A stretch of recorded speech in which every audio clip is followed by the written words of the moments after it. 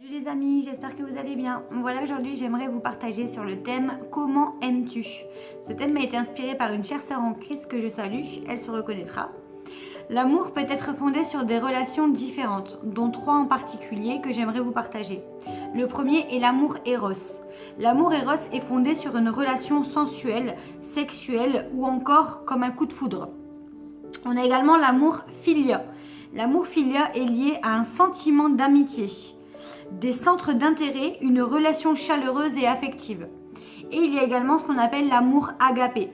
L'amour agapé est un amour fraternel, altruiste, spirituel, qui se donne gratuitement, sans rien attendre en retour.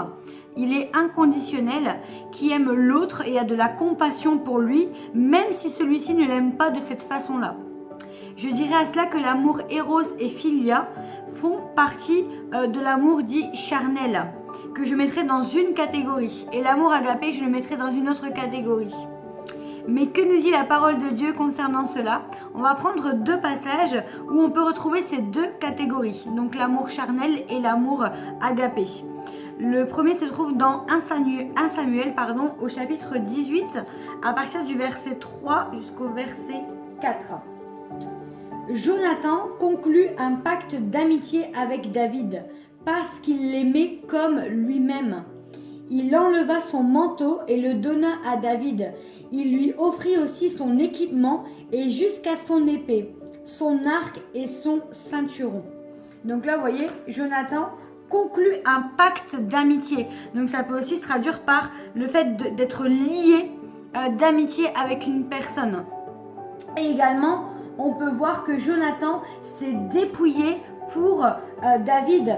Il a enlevé son manteau, il lui a offert son équipement jusqu'à son épée, son arc et son ceinturon. Donc là, en fait, on peut voir déjà dans le sens de l'amitié, donc cet amour charnel, mais qui a également débouché sur un amour qui était agapé, un amour qui était inconditionnel, un amour qui était beaucoup plus profond au point de se dépouiller pour David et aussi au point de mourir, je dirais même, parce que Saül, son père, a tenté de le frapper avec une lance, et nous savons, vous et moi, qu'un coup de lance peut être vraiment fatal. Il y a également un passage que j'aimerais reprendre avec vous qui se retrouve dans Matthieu, au chapitre 26, et à partir du verset 31 jusqu'au verset 35, qui nous dit « Jésus leur dit alors : cette nuit, ce qui m'arrivera vous ébranlera tous dans votre foi. En effet, il est écrit : je frapperai le berger et les brebis du troupeau s'enfuiront de tous côtés. Néanmoins, quand je serai ressuscité, je vous précéderai en Galilée. Pierre prit la parole et lui dit : même si tous les autres sont ébranlés à cause de ce qui t'arrivera, moi, je ne le serai pas. Jésus reprit : vraiment, je te l'assure. Cette nuit même, avant que le coq ait chanté, tu m'auras renié 3 fois. Pierre réaffirma : même s'il me fallait mourir avec toi, je ne te renierai pas. Donc là, on voit dans ce passage à quel point en fait Pierre a vraiment affirmé qu'il ne voulait pas renier Jésus. Donc là, en fait, on peut remarquer l'amour, certes, de Pierre qui est sincère, mais néanmoins qui est charnel. Et on peut voir aussi que Jésus, s'il voulait, il aurait pu dire bah non, moi je suis blessé, mes disciples m'ont abandonné, ils m'ont trahi, hop, moi j'arrête ma mission ici, stop, terminé. Non. Jésus, il a aimé avec un amour agapé.